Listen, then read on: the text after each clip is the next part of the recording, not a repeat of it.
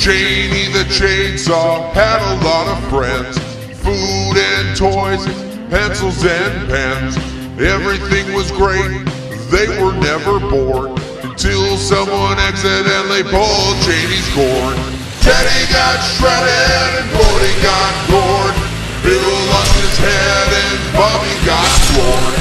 Karen got sliced and Annie got diced. Sushi got mashed and turned into rice. Chainsaws make terrible friends. You'd be better off with a mule. Chainsaws will cut off your limbs. They don't understand the golden rule.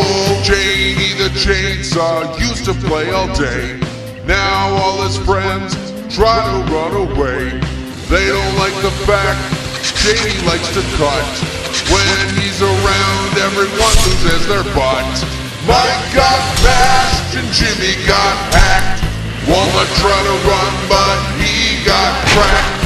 You don't wanna know what happened to the pies or the supersized plate of French fries. Chainsaws make terrible friends. You'd be better off with a mule.